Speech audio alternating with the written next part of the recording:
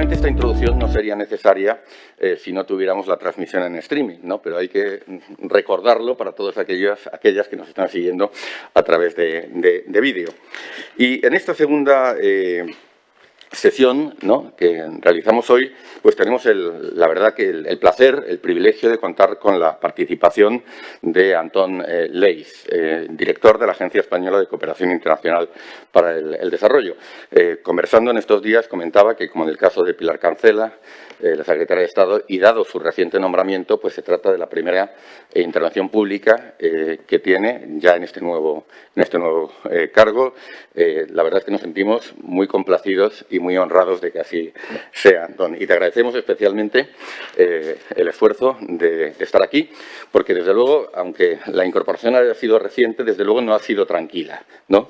Es decir, ha sido un mes complicado, como hemos visto por las noticias, en la agenda exterior en general y en particular en lo que se refiere al ámbito de actuación de la agencia y también los acontecimientos en Afganistán que tocan muy directamente al trabajo de la ECID, ¿no?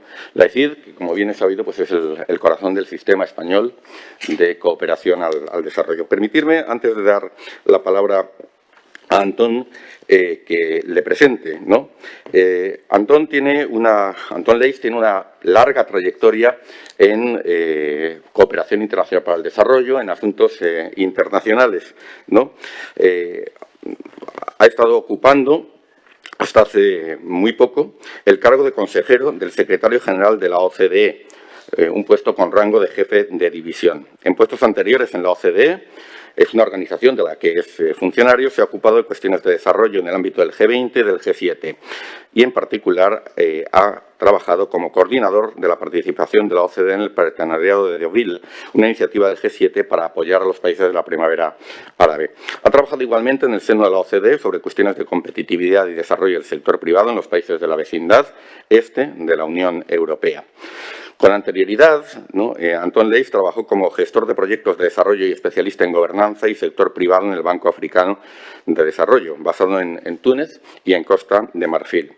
Ha sido anteriormente también asesor jurídico en el Banco Mundial, trabajando en asuntos de América Latina y Caribe, de África subsahariana, desde la sede del banco en Washington.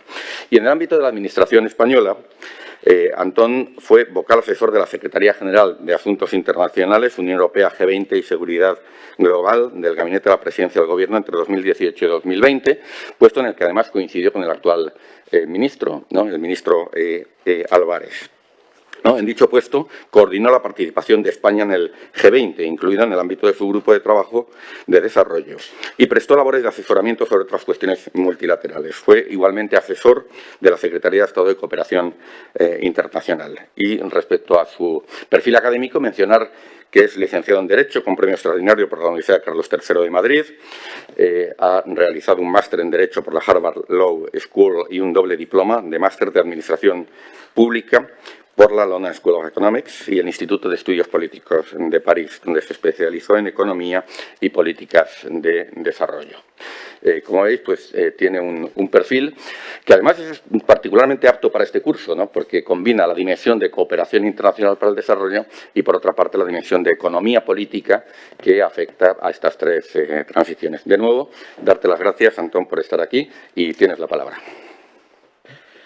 Bueno, muchas gracias, José Antonio. Muchas gracias a todos. Para mí es un honor participar en este curso. Apenas una semana después de tomar posesión, mi nombramiento fue hace algunas semanas, pero llevo realmente en Madrid, en la agencia, una semana. Sí, exactamente una semana y unos días. Te agradezco, José Antonio, la invitación. Sí, te agradezco, José Antonio, la invitación a la universidad también, y al Gobierno de Cantabria y a todos vosotros, pues, la asistencia hoy y a aquellos que nos siguen por streaming, ¿no? Yo quiero utilizar mi intervención para lanzar algunas ideas y, con un poco de suerte, pues provocar un pequeño debate, un coloquio, sobre tres cuestiones, ¿no? Compartir con vosotros mi visión del momento actual en el que nos encontramos en el mundo, ¿no?, la economía mundial y en particular el mundo del desarrollo, y con un énfasis quizás en América Latina, que es una de las dos patas que estamos discutiendo y quizás la que a mí me toca más directamente como director de la ECID. En segundo lugar, los desafíos y las oportunidades de esas tres transiciones que forman parte del título de este curso, la cuestión de la transición ecológica, la transición digital y lo que llamamos socioeconómica, ¿no? Que es toda la cuestión, digamos, de las desigualdades, del modelo productivo, etcétera. Y por último, compartir con vosotros también algunas reflexiones sobre el papel que puede desarrollar la cooperación al desarrollo para apoyar estas tres transiciones en este contexto pues, tan particular del mundo post-pandemia, ¿no? Os avanzo tres mensajes principales, ¿no? A riesgo un poco de caer en el tópico, el primero de ellos sería que los próximos 12-24 meses van a ser decisivos no solo para resolver la triple crisis que nos ha dejado la COVID-19, que es una crisis económica, bueno, en su origen sanitaria, pero también económica y social en todo el mundo a escala global, sino también para definir un poco el mundo que queremos post-pandemia, ¿no? Y ese sería un poco el segundo mensaje, si es que toda crisis entraña una oportunidad y claramente esta crisis y la recuperación que ya estamos empezando a ver aquí en España y que nos gustaría también ver a escala mundial, supone una oportunidad única no solo para reconstruir lo destruido, sino también para aquello que bueno, se ha dado en llamar Building Back Better, ¿no? Reconstruir mejor, es decir, promover una recuperación realmente transformadora hacia un modelo económico y social más justo, más verde y más digital, ¿no? Y esa es la conexión con las tres transiciones. Y el tercer mensaje, y este es un mensaje que ya lanzó ayer el ministro de Exteriores, Unión Europea y Cooperación, es que este es el momento de la cooperación. Lo es a escala global, como palanca para una recuperación justa y sostenible a lo largo y ancho del planeta, pero también lo es en nuestro país, ¿no? Este es un poco el momento de la cooperación española, el momento de ponerla al servicio de ese nuevo modelo socioeconómico, incluyente, feminista, verde, defensor de los derechos humanos y de la democracia. Y en este sentido estamos embarcados en un proceso de reforma, pues como digo, verdaderamente transformador. De hecho, si pudiera añadir una cuarta transformación al título de esta semana, diría que hay una transformación también del sistema de cooperación en general en el mundo, pero también de la cooperación española. Bueno, ¿dónde estamos? Yo creo que antes de hablar de las tres transformaciones, pienso que es también importante que dé un poco del contexto de las tres crisis que yo creo que vivimos en este momento, que como digo, en España estamos en un momento más optimista, en España, digamos, en los países desarrollados, pero que siguen siendo tres crisis persistentes a lo largo y ancho del mundo en desarrollo, ¿no? Y a partir de algunos datos. En primer lugar, crisis sanitaria, lo sabemos, llevamos ya casi 220 millones de infecciones en todo el mundo y 4,5 millones de muertes. Y que le ha pegado muy fuerte a la región de América Latina y Caribe, como sabéis, que es, sin lugar a dudas, probablemente la más afectada por la pandemia, ¿no? Con un 25% de las infecciones y casi 1,5 millones de muertes a día de hoy. Y además esto en un contexto de importantes vulnerabilidades, digamos, de los sistemas de salud, del sistema institucional, etcétera, ¿no? Y esto está demostrado, pues, las diferencias en las tasas de mortalidad por COVID, ¿no? Por dar un ejemplo, en España estamos en 170 fallecidos por cada 100.000 habitantes y en Perú pues van por los 600, ¿no? Y por dar también alguna cifra adicional, en América Latina el gasto promedio de salud está en el torno de los $1.000 por habitante, una cuarta parte de lo que es la media de la OCDE. Es decir, un déficit importante en el sector salud. Pero esta crisis sanitaria, pues obviamente por vía de los confinamientos, digamos, de la poca capacidad de preparación que teníamos todos, nadie anticipó esto, se ha convertido también en una crisis económica, pues por la vía del impacto directo de los confinamientos sobre la actividad económica, la confianza, el comercio, la inversión, las remesas, el turismo, en fin, toda esta serie de factores que han afectado a los países de América Latina y del mundo en desarrollo de distinta manera, ¿no? La economía mundial el año pasado conoció la peor recesión, como sabéis, los últimos 80 años. El PIB mundial cayó un 3,2%, pero, de nuevo, la región más afectada por esa crisis económica ha sido, de nuevo, América Latina, con una caída del 7% del PIB. Y ello también tras varios años, casi una década de crecimiento anémico, hay que decirlo también, es el contexto en el que entrábamos. Se espera una recuperación importante, vigorosa, digamos, en 2021-2022, todos los analistas coinciden en ello, los organismos internacionales, pero es verdad que ese crecimiento puede estar mal repartido y ya tenemos bastantes señales en esa dirección. Podemos encontrarnos ante una recuperación a distintas velocidades, ¿no? Claro, ¿qué nos recomiendan los organismos internacionales, mis antiguos empleadores? Pues fundamentalmente dos cosas, ¿no? Por un lado, vacunen, porque vacunar en estos momentos es la mejor política económica, no solo la mejor política sanitaria. Y por otra parte, gasten, gasten y gasten. Es decir, activemos todos los mecanismos de la política fiscal y la monetaria también para mantener la actividad y relanzar la economía. Es una suerte en este sentido que hayamos aprendido las lecciones de la crisis anterior, ¿no? Muy importante. Pero de nuevo en América Latina nos encontramos con importantes limitaciones, ¿no? La vacunación avanza lentamente, solo 1 de cada 5 personas en estos momentos en la región está vacunada, hay algunas excepciones, Chile, en fin, que fue uno de los países que más rápido empezó con la vacunación. Y en este sentido creo que es muy importante señalar pues, que esto es una prioridad del Gobierno de España, creo que lo sabéis bien, hemos donado ya a COVAX más de 22 billones de vacunas, en gran parte, digamos, destinadas a nuestros hermanos y países socios en el mundo iberoamericano, ¿no?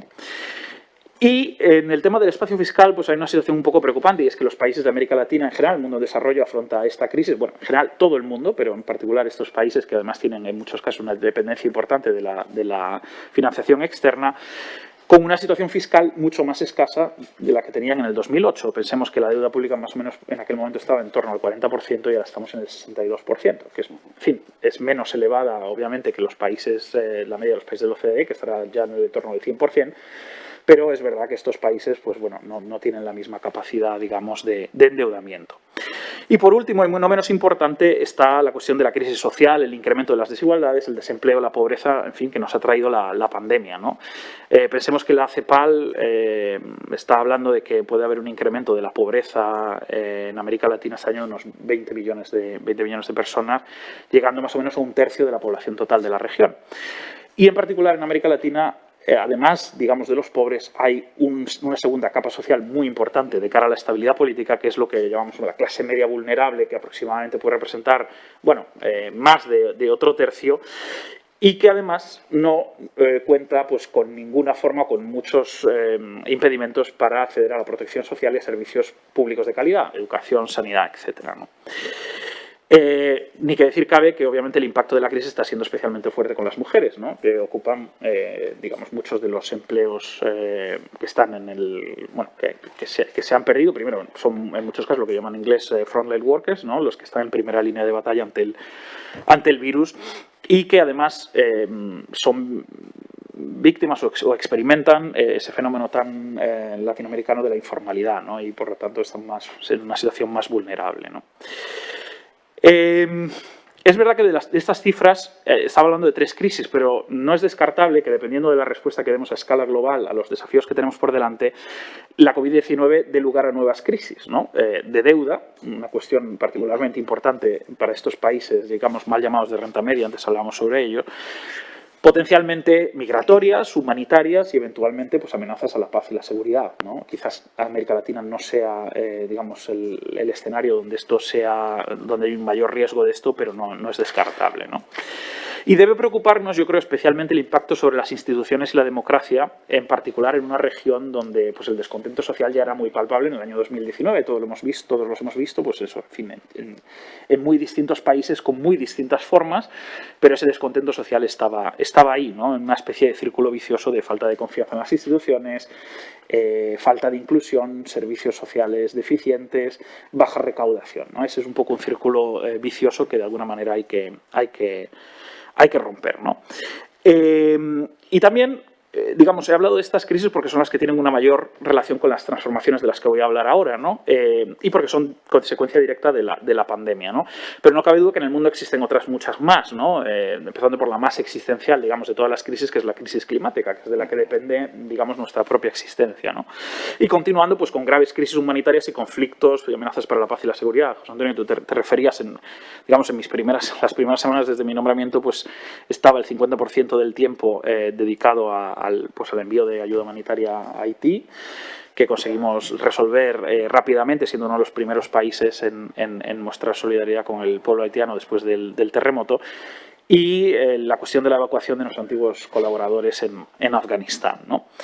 Es decir, en muchos contextos esta crisis de la pandemia, o esta triple crisis de la pandemia, es una nueva capa de crisis y de fragilidad que se añade a otras preexistentes.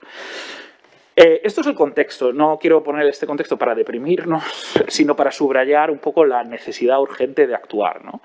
Y digámoslo claro, yo creo que el próximo año va a ser decisivo para lograr una vacunación universal y una recuperación económica y social que llegue a todos los rincones del planeta. Porque o salimos todos o, digamos, primero, no seremos capaces de erradicar la pandemia, hasta la cuestión de las variantes que se generan en aquellas zonas donde hay mayor prevalencia del virus, y eso es absolutamente fundamental. Pero también necesitamos una recuperación económica que sea vigorosa, pero que sea global y llegue a todo el mundo, porque podemos salir de esta crisis con desequilibrios muy importantes que pueden tener un impacto ya en un escenario complejo, y hablo delante de José Antonio, que de estas cosas sabe mucho, en un contexto geopolítico ya ciertamente complejo, ¿no? Las tres transiciones. En fin, hablo de las tres crisis, pero es verdad que esta crisis es una oportunidad, ¿no? Y la oportunidad es que la recuperación no nos lleve a 2019, sino que sea una recuperación verdaderamente transformadora y que nos haga avanzar hacia un modelo de crecimiento, pero más allá del crecimiento, un modelo de progreso, yo diría, que sea más productivo, pero que sea sobre todo quizás más sostenible y más incluyente. Hablo aquí no solo de la región, sino en su conjunto pues, del mundo. Y esta visión pues, nos interpela, ¿no? Porque estas tres transiciones, la digital, la ecológica y la socioeconómica, es muy importante que redunden en un mayor bienestar guiadas por las 3 P's de la Agenda 2030 para el Desarrollo Sostenible, ¿no? Personas, planeta y prosperidad, ¿no? Y en este sentido el orden de los factores no altera el producto, ¿eh? Podemos poner la P que queramos primero, ¿no? Esta es la visión por la que estamos apostando en España y en Europa, claramente, ¿no? Con nuestro Plan Nacional de Recuperación, Transformación y Resiliencia, y en el marco de la Unión Europea, pues con algo tan importante y que ha supuesto pues, realmente un paso, yo creo que cualitativo en el proceso de construcción europea, como el Next Generation EU y el Pacto Verde Europeo, muy importante también, ¿no?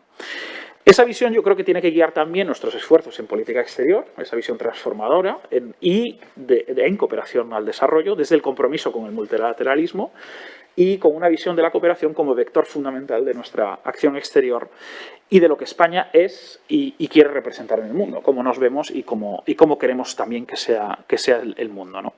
Es un momento, por tanto, apasionante, ¿no? Porque tenemos que dar respuesta a estas tres transformaciones, y voy a un poco a dar algunas ideas sobre ellas, ¿no?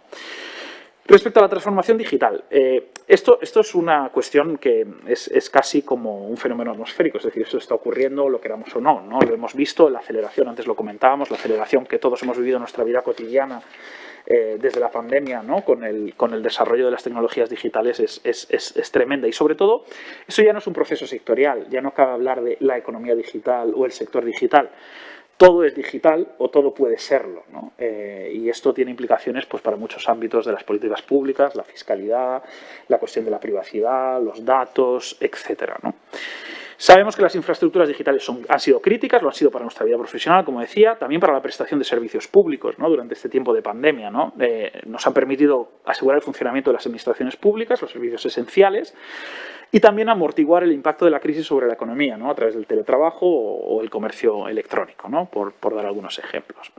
Pero esa necesidad de conectividad también subraya la necesidad de reparar y corregir esas brechas digitales en el acceso a la infraestructura, ¿no? Hay gente que por su edad, por su formación o por el lugar donde viven, pues tiene mayor o menor acceso a estas tecnologías digitales, ¿no? En el ámbito de la administración pública, la pandemia y esta transformación digital ha hecho más patente la necesidad de una evolución hacia una administración completamente digital, ¿no? Digital por diseño ya, ¿no? Capaz de prestar todos los servicios de modo online y extendida a nivel territorial y en los distintos niveles de la administración, ¿no? Desde la propia ECID, el año pasado hemos trabajado, y yo creo que ha sido el caso para, en fin, todos los que estamos en esta mesa, en modo fundamentalmente digital, ¿no? Hemos puesto a disposición, por ejemplo, de distintos países socios la posibilidad de tener asistencia y asesoramiento, digamos, en materia médica y sanitaria en relación con la pandemia, pues a través de videoconferencia y de medios digitales, ¿no? Esta digitalización supone, además, una oportunidad desde el punto de vista de las administraciones públicas para impulsar un proceso de simplificación administrativa y de reducción de la carga burocrática, la formación de los empleados públicos, etcétera. Es decir, no es solo la digitalización, sino las oportunidades que, digamos, que ofrece de modernización de las administraciones públicas, ¿no? También tenemos que, obviamente, la digitalización pone de manifiesto la necesidad de abordar una profunda revisión del modelo educativo. No es posible seguir formando para un mundo que ya no existe, un mundo analógico. El mundo es digital y la formación pues, también tiene que serlo, ¿no? Sabéis que la OCDE publica las perspectivas económicas de América Latina de 2020, bueno, de todo, publica, ¿no? Y el año pasado se centró, precisamente en 2020, en la transformación digital y se hacía un argumento, creo que bastante interesante, de la transformación digital como palanca para resolver esas trampas de desarrollo a las que se enfrenta la región, ¿no? La capacidad de avanzar hacia un modelo mucho más productivo y a un modelo también que asegure un mayor bienestar a la región, ¿no? Esta cuestión es fundamental para una cooperación como la española, que trabaja mucho y es un rasgo diferencial en los más llamados países de renta media, ¿no? En las que, como comentábamos antes, José Antonio, se confunden distintas situaciones y contextos de desarrollo con niveles de desigualdad y desafíos de muy diverso tipo y que además casa muy mal con ese modelo universal y, digamos, poliédrico de la Agenda 2030, ¿no? Y en ese sentido, la capacidad, digamos, de la digitalización es muy importante para lograr la consecución de los objetivos de desarrollo sostenible, ¿no? Pues desde facilitar el acceso a la educación a través de instrumentos digitales y medios digitales, el ODS 4, a la salud, el ODS 3, la gestión inteligente del agua y el saneamiento, muy importante para nosotros, el ODS 6, y pues también, como hablaba, de la administración digital. América Latina tiene un problema de productividad. El crecimiento de la productividad en América Latina ha sido muy reducido. En las últimas 2 décadas, únicamente la cuarta parte de todo el crecimiento económico que, digamos, ha experimentado la región se debe al incremento de la productividad, que a su vez, pues, obviamente depende de lo que es la innovación en sentido amplio, ¿no? En la Unión Europea, por dar un contexto, la mitad del crecimiento en ese periodo, en esas 2 últimas décadas, se debe a un incremento de la productividad. La cooperación puede y debe ayudar a las autoridades de nuestros países socios a resolver algunos cuellos de botella en particular para que esa digitalización, como defiende el Leo, sea un motor de crecimiento y de prosperidad en la región y para resolver la cuestión de las brechas digitales que impiden que esa transformación digital sea verdaderamente incluyente y llegue a todos, ¿no? Por dar algunos datos de nuevo, la infraestructura digital en la región es insuficiente, en muchos casos es costosa, únicamente alrededor más o menos del 35% de la población de la región no usa Internet en estos momentos y hay unas necesidades de financiación muy importantes, ¿no? Estamos hablando de unos 450.000 millones de dólares necesarios para lograr el acceso universal a Internet para 2030.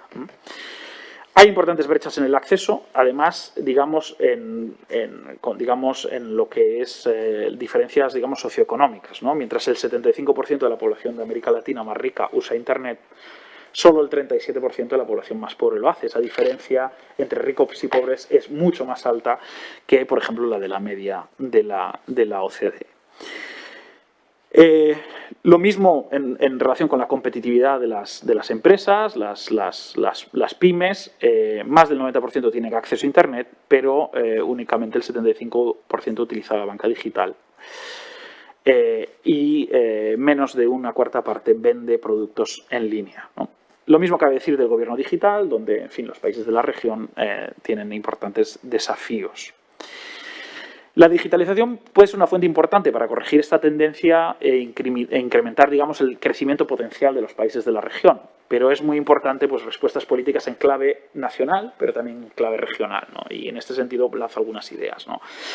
Es necesario estimular la innovación empresarial, transformar los sistemas de producción y las cadenas de valor, mejorando la competitividad, utilizar el gobierno, la gobernanza, mejor dicho, casi digital, para mejorar el acceso a los servicios públicos, el acceso a las tecnologías y los servicios digitales entre la población, con las brechas digitales y en particular en la cuestión de la educación. Y esto es un tema que desde AECIDO, desde la cooperación española, en los últimos tiempos hemos prestado una atención a través de un nuevo fondo para apoyar la educación digital. Pensemos que en América Latina, durante el momento álgido de la pandemia, 154 millones de niños han llegado a estar afectados por el cierre de escuelas. En este sentido, esto es un tema que a mí me parece un verdadero drama. Y creo que es un tema que se dice poco y hay datos, de nuevo, de mi antigua organización que demuestran que España es uno de los países que lo ha hecho mejor en todo el mundo en esta cuestión.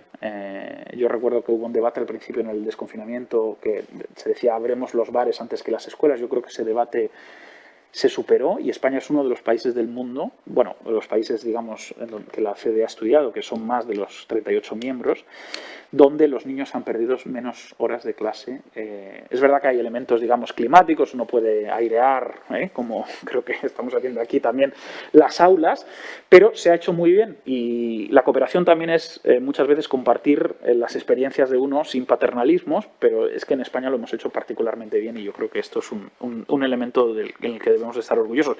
Y en la región hay muchos países donde esos cierres de escuelas se han mantenido y siguen, y hay países, en fin, muy grandes y con graves desafíos de, digamos, socioeconómicos y de desigualdades, ¿no? Y esto es verdaderamente dramático. Paso a la segunda transformación ecológica y a su impacto social y económico, ¿no? Que es probablemente la siguiente crisis y es una crisis que puede hacer palidecer el impacto de la crisis, digamos, de la COVID, ¿no? Sanitaria, económica, porque esto es una crisis sistémica, no es ya...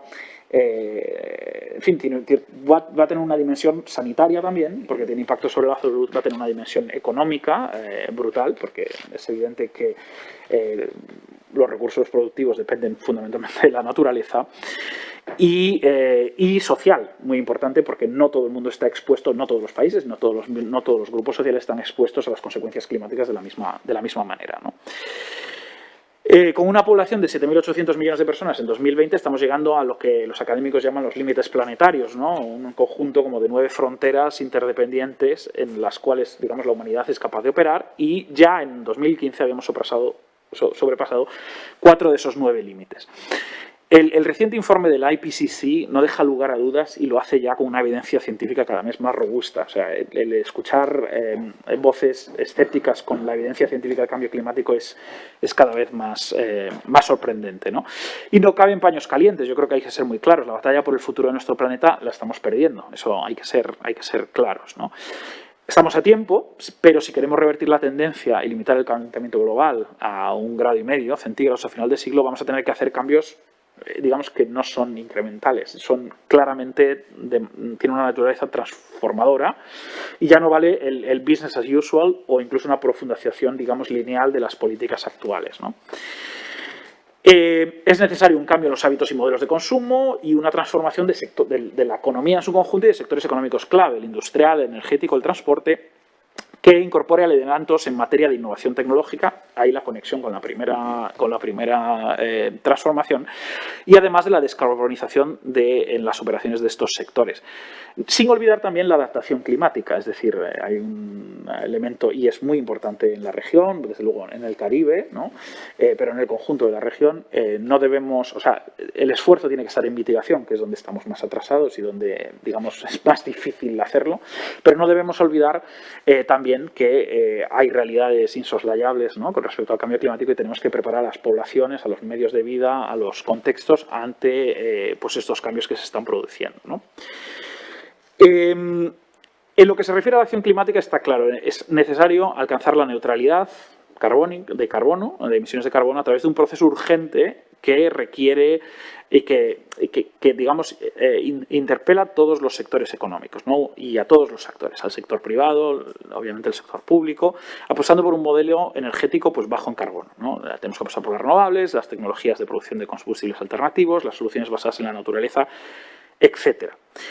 Muy importante también, y esta es la conexión con la tercera transformación de la que hablaré luego, es absolutamente trascendental que esa transformación ecológica incorpore componentes sociales. Para atender a los colectivos más vulnerables y para contar con una implicación de toda la ciudadanía, de tal forma que no se desaproveche talento alguno en la construcción de esos nuevos modelos de desarrollo más sostenibles. Y en España, de nuevo, yo creo que podemos estar más orgullosos de ser uno de los referentes principales a nivel mundial de lo que conocemos como transición justa, es decir, combinar una acción climática ambiciosa con planes de acción y una atención específica para anticipar el impacto socioeconómico que las necesarias transformaciones del modelo productivo van a tener en determinadas regiones y territorios, ¿no? Las cuencas mineras, ¿no?, poner un ejemplo. Esto es fundamental para reconciliar las 3 P's y no dejar a nadie atrás. Y de nuevo es un elemento que puede ser muy interesante de cara a nuestro trabajo en materia de cooperación más adelante, ¿no?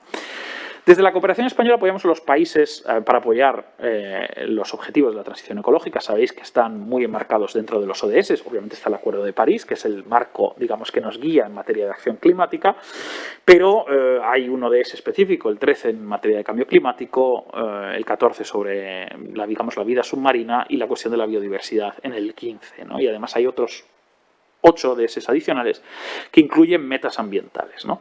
Esto está claro, el plan director que guía la cooperación española en los últimos 3 años asume como principio la protección del medio ambiente y el cambio climático, pero uno de los elementos, yo creo que centrales de esta nueva visión de la cooperación española y de las prioridades temáticas para la nueva etapa es, desde luego, hacerla más verde, más sostenible, más medioambiental, ¿no? Y yo creo que esto formará parte de ese nuevo modelo de cooperación, del nuevo plan director, de la nueva ley de cooperación para el desarrollo sostenible que apruebe el Parlamento, ¿no? Hemos puesto, desde el punto de vista de la cooperación española, muchos recursos y muchos esfuerzos en esto. Apoyamos la acción global y el trabajo de los fondos climáticos, como el Fondo Verde para el Clima o el Fondo de Adaptación. Y hemos alineado todos los instrumentos con los compromisos del Acuerdo de París, ¿no? A través de la cooperación técnica, cooperación sur-sur, la financiera a través del FONPRODE, el programa LIFE de la Unión Europea, la multilateral, con una gran cantidad de proyectos y algunos pues, que ya tienen una cierta trayectoria en la región, como Arauclima, ¿no? Que es un programa a través del cual apoyamos el trabajo realizado con distintos organismos, asociaciones e instituciones a distintos niveles, ¿no? Un rasgo en este sentido también de nuestro trabajo en el ámbito climático es la naturaleza regional, ¿no? Y en este sentido apoyamos el trabajo de las redes iberoamericanas. Hay una red iberoamericana de oficinas de cambio climático que hace un trabajo muy interesante y también otras que enlazan distintos técnicos del sector público pues en materia de recursos hídricos, de meteorología, muy importante, o incluso de energía, ¿no? Como digo, hay un montón de proyectos en esta cuestión. Creo que es muy importante, desde el punto de vista de la coherencia de políticas, que los mismos principios de transición ecológica que estamos impulsando en el marco de la transformación de la economía española, pues los impulsemos también fuera y profundicemos en la naturaleza verde de nuestra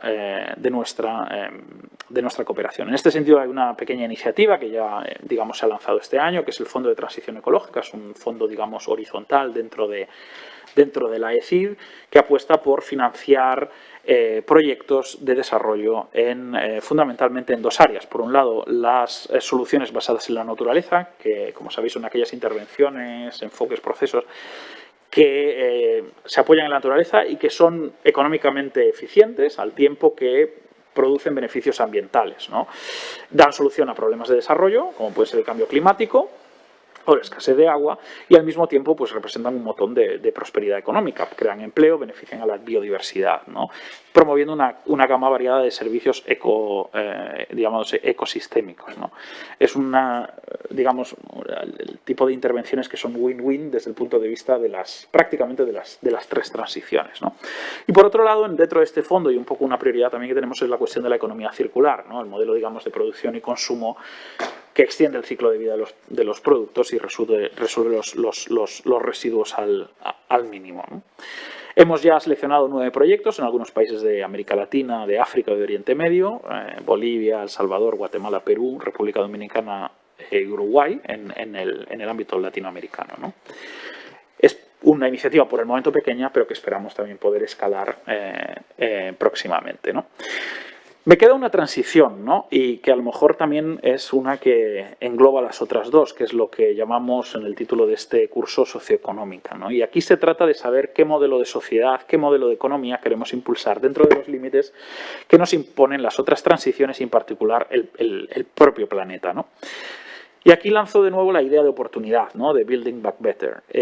Tiene América Latina, tiene el mundo del desarrollo, la oportunidad de utilizar la reconstrucción para avanzar en la construcción de algo que yo creo que en particular es muy vigente en América Latina, que es un nuevo contrato social, o vamos a decirlo así, siguiendo el título del programa, socioeconómico, ¿no? Que nos permita conformar un futuro mejor, más digital, más verde, más incluyente, ¿no? Un nuevo modelo de progreso que combata desigualdades y genere confianza en las instituciones y que rompa un poco ese círculo vicioso del que os hablaba al principio. No soy pesimista, es verdad que la crisis es profunda y compleja, pero creo que puede también ayudar a generar consensos y oportunidades para cambios y reformas que llevan mucho tiempo, ¿no? Años, décadas, pospuestas. Será necesaria mucha voluntad política y, en el mejor espíritu de la Agenda 2030, muchas alianzas multiactor entre gobiernos, sociedad civil, sector privado, agentes sociales y sectores de desarrollo, ¿no?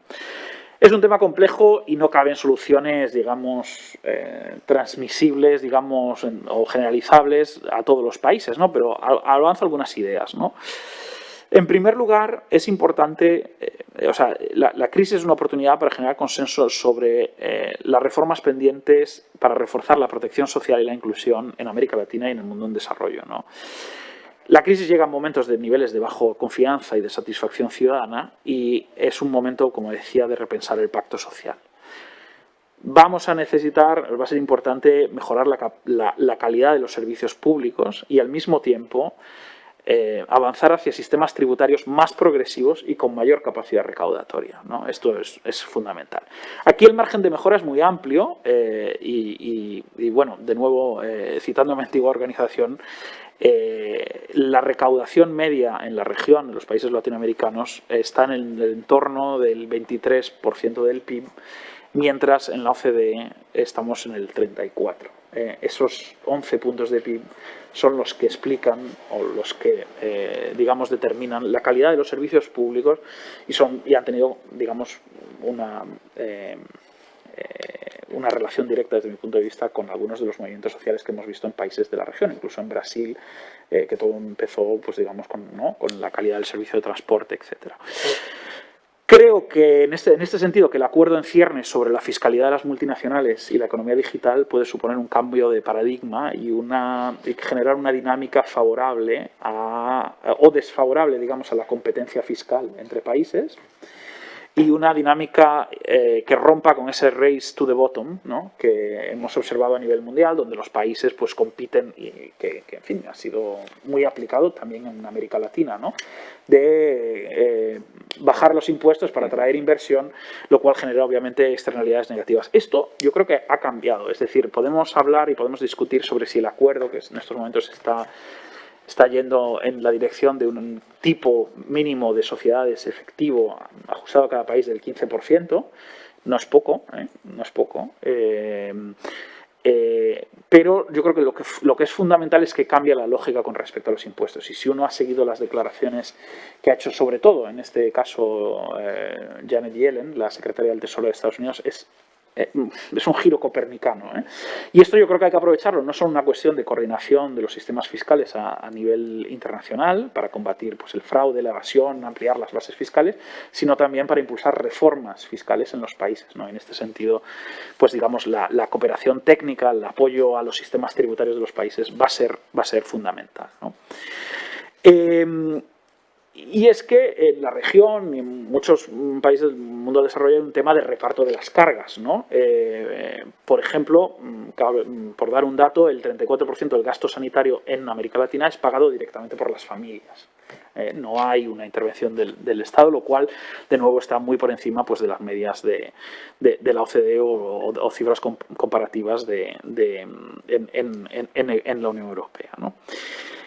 En segundo lugar, y muy relacionado con esta cuestión del contrato social, es muy importante reforzar la capacidad de las instituciones. Es absolutamente fundamental. Hablamos de las vacunas, pero casi más importante que las vacunas es la vacunación.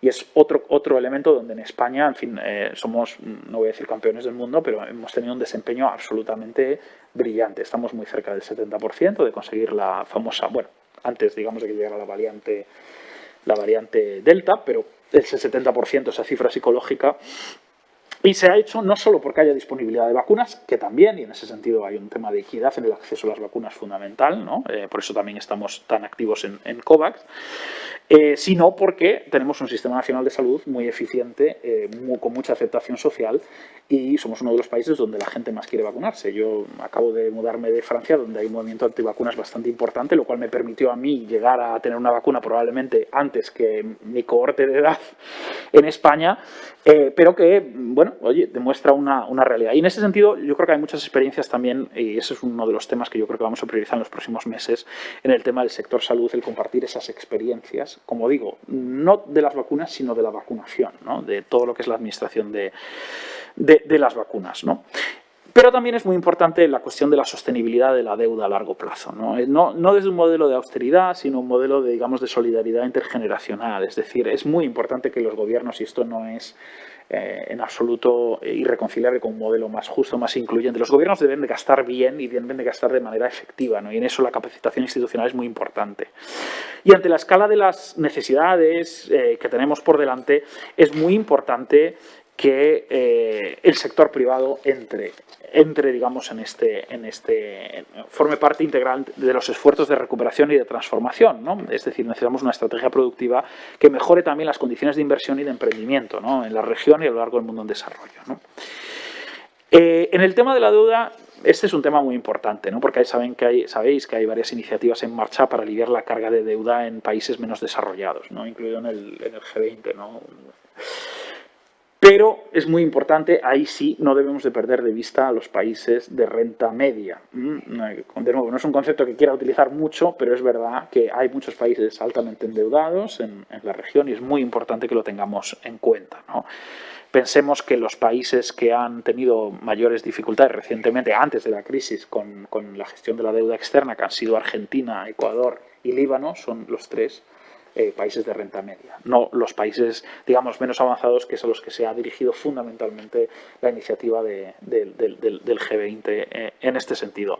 Es muy importante que la triple crisis de la COVID-19 de la que yo hablaba antes, se añada una nueva crisis de deuda, y es muy importante para esa transformación socioeconómica, muy importante. Y el papel en ese sentido de los organismos financieros internacionales y de la cooperación financiera, en este caso, va a ser también muy importante para dar a los países ese margen fiscal para combatir la crisis y para evitar, pues, que esto efectivamente entre en uno de estos ciclos de espirales de deuda y de desestabilización macroeconómica.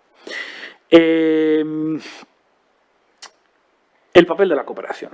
Concluyo con algunos apuntes sobre el papel de la cooperación en este contexto, y lo voy a hacer con algunos mensajes y una reflexión centrada a lo mejor en la cooperación española. Primero, las necesidades son inmensas, es el primer mensaje, ¿no? Va mucho más allá de la AOD, de la ayuda al desarrollo, la ayuda oficial al desarrollo clásica. Hay cálculos que nos dicen que los países en desarrollo necesitan del entorno de un billón, un trillion en inglés, de dólares, para hacer frente a la pandemia. Y eso también tenemos que compararlo, pues, con los alrededor de 12.000 millones más o menos que los donantes del CAD, ¿no?, de la OCDE, hemos redirigido y reprogramado la respuesta a COVID el año pasado, ¿no? Las necesidades son enormes. Y esta, además, es la década para la acción que nos permita alcanzar los ODS. Hay un riesgo importante de que la respuesta a la pandemia, pues, nos descarrile un poco de alcanzar estos objetivos. En algunos ámbitos estábamos realmente bastante lejos. Estamos hablando de un gap de financiación para los ODS que era ya anterior a la pandemia, de 2,5 billones al año, ¿no? Y eso es antes, obviamente, de la pandemia. Para lograr estos objetivos vamos a necesitar alianzas, desde el punto de vista de la cooperación. Hay que cambiar el chip de la AOD al TOSD, que es Total Official Support for Sustainable Development, ¿no? Que no sé muy bien cómo lo traducimos al castellano, pero el apoyo oficial total al desarrollo sostenible. Apoyo oficial total al desarrollo sostenible. Bien, es un acrónimo realmente imposible, es muy típico de la OCDE, el desarrollar buenos conceptos, pero no necesariamente, digamos, venderlos de una manera que sea comprensible para todo el mundo, porque es prácticamente impronunciable, ¿no? Por eso es tan importante la financiación mixta, el blended, ¿no?, finance, y los trabajos que se están desarrollando, esto es muy importante en el ámbito del sector privado y el ámbito de las finanzas sostenibles y las finanzas verdes, ¿no? Y en este sentido, en Europa, como sabéis, está impulsando desde la Unión Europea una nueva taxonomía de ESG, ¿no?, de Environmental, Social and Governance, ¿no?, digamos, de parámetros medioambientales, sociales y de gobernanza. Y esto es fundamental y nos va a ayudar por la parte del sector privado a los objetivos de desarrollo sostenible, ¿no? Todos los actores, ONGDs, cooperación descentralizada, en el caso español, que sabéis que es muy importante, representan el 20% de la ODE, tienen que participar. Es muy importante. Los desafíos, por tanto, son enormes, las necesidades son enormes. En segundo lugar, y a pesar de todo ello, la ODE los donantes, las cooperaciones, tenemos un papel muy importante que jugar, un papel, digamos, casi, yo diría, catalítico, ¿no? Y que, por cierto, ya se jugó en la salida anterior de la crisis anterior, ¿no? Es muy importante que la ayuda al desarrollo aumente, por encima estamos en el entorno del 0,3 de la renta nacional bruto de media en los países donantes tradicionales, digamos, de la OCDE, pero esos más de 160.000 millones todavía representan, es muy importante, 2/3 de la financiación exterior de los países menos avanzados, es decir, en algunos casos es una línea, digamos, que te conecta realmente a la vida, ¿no? Y al margen de la cuestión cuantitativa, la cooperación técnica va a ser fundamental para ayudar a los socios en prioridades claves en esta nueva etapa y en estas transformaciones. De nuevo, la vacunación, ¿no? El reforzamiento de los sistemas sanitarios, la fiscalidad, de la que hablaba antes, los servicios públicos o la lucha contra el cambio climático. Tercer mensaje sobre la cooperación. El reto inmediato es claramente la vacunación. Ayer lo decía claramente el ministro, sin la cual no vamos a lograr ninguna de esas transiciones, seamos claros, ¿no? Y sepamos también que al ritmo actual muchos países no van a alcanzar esa inmunidad de grupo hasta el 2024, lo cual plantea pues, que la pandemia esté en el mundo hasta bueno, pues unos años como mínimo, ¿no? Y esta no es una cuestión de altruismo o simplemente de solidaridad, que también, porque los españoles hemos hecho gala de una notable solidaridad ayudándonos unos a otros. Cuando hay un incendio, uno se ocupa primero de su casa y de su familia, pero inmediatamente después va a ayudar al vecino, ¿no? La vacunación es también algo que nos conviene. Es una inversión, la inversión más rentable que se puede hacer en estos momentos. En una reciente propuesta del FMI se cuantificaba el coste de un plan. Ellos han puesto un plan para acelerar la vacunación en los países en desarrollo y las aportaciones incluía un pequeño aumento, de la ODE, que eran inferiores al retorno vía ingresos tributarios que los países donantes de esos fondos recibirían. Es decir, esto no solo es una cuestión de solidaridad, sino que realmente nos interesa, si queremos una recuperación económica, como digo, vigorosa, ¿no? Cuarto elemento, tendremos que aprender algunas lecciones de esta crisis y de la necesidad de integrar mejor la resiliencia y prestar una atención a los bienes públicos globales, ¿no? Como la preparación ante pandemias, la salud pública de manera más general, que están infrafinanciados, ¿no? Y la salud es un buen ejemplo. Durante los últimos 20 años nos hemos dedicado mucho a fondos verticales sobre determinadas enfermedades transmisibles, digamos, hablo del contexto de la comunidad de donantes, y hemos olvidado el acceso a la cobertura sanitaria universal, la fortaleza de los sistemas sanitarios, la atención primaria, por cierto, áreas donde España tiene mucho que decir y donde diremos mucho en el tiempo que ahora se abre, ¿no? Y esto me lleva a la reflexión final, y ya voy concluyendo, sobre el momento actual de la cooperación española, ¿no? Que, como sabéis, es un tiempo de cambio, ¿no? De reforma, ¿no? Dejadme citar al ministro de Cooperación, elimino el resto de títulos que tiene, en su comparecencia de ayer en sede parlamentaria, ¿no? Y él dice mucho, y los que hemos trabajado con él en distintas etapas lo hemos escuchado mucho, que para que los españoles les vaya bien dentro, a España le tiene que ir bien fuera. Tenemos que tener una política exterior conectada con las realidades de nuestro país. Y ayer añadía una coletilla muy interesante que dice que para que los españoles les vaya bien es en estos momentos indispensable que a nuestros socios les vaya bien también. La pandemia, pero también la situación en Afganistán o el reciente terremoto en Haití, nos recuerdan que la cooperación no es caridad, es una política pública que trata de dar respuesta a problemas globales del planeta, para lo cual necesitamos coordinación entre países. Es la mejor garantía de no ver más Afganistanes, por decirlo de manera coloquial. Es también, o debe ser, una apuesta estratégica por el multilateralismo en el sentido más amplio de la palabra, una concreción de esa apuesta por el multilateralismo para hacer frente a esos retos. La cooperación es y debe ser una verdadera política de Estado, en su doble condición de política pública en sí misma, para implementar la Agenda 2030 y los ODS, y también un vector central de nuestra política exterior. Forma parte de nuestros valores y de lo que aspiramos a ser y a representar como país, como decía ayer el ministro. Es difícil también pensar un momento en donde nuestros intereses y nuestros valores estén más alineados. En estos momentos, como decía antes, los españoles somos solidarios, lo hemos sido entre nosotros, ahora toca serlo con nuestros socios. Queremos para ellos lo mismo que queremos para nosotros, una transformación económica que nos lleva a un modelo más sostenible, más justo, más productivo, ¿no? Decía que este es el momento de la cooperación, también es el momento de la cooperación española, ¿no? España debe tener un sistema de cooperación moderno, eficaz y con todas las capacidades necesarias para contribuir a esa recuperación justa, incluyendo a esas tres transformaciones, José Antonio, de las que va este curso, ¿no? Necesitamos reformar nuestro sistema de cooperación, adaptarlo a los nuevos retos y a la realidad internacional más de 2 décadas después de la ley de 1998. Y por eso estamos trabajando en una reforma profunda y ambiciosa a partir del valioso trabajo de la Comisión de Cooperación del Congreso, su informe, y las contribuciones muy importantes del sector, ¿no? La reforma, como sabéis, tiene 3 grandes ejes. El legislativo: habrá una nueva ley de cooperación al desarrollo sostenible y otros desarrollos normativos muy importantes, por ejemplo, en materia de subvenciones. Tiene también una pata institucional y profesional, con una relación más integrada y armonizada, digamos, entre una reforzada AECID y el resto de actores de la cooperación, un nuevo estatuto de la agencia, un nuevo modelo para la cooperación financiera internacional y un nuevo estatuto del cooperante que contendrá mejoras, digamos, de las condiciones de trabajo para el colectivo cooperante y sus familias. Y hay una pata muy importante, obviamente, que es presupuestaria y financiera, con esa meta de acercarnos al 0,5% de la renta nacional bruta a final de legislatura e ir incrementando el peso de la ayuda humanitaria hasta llegar al 10%.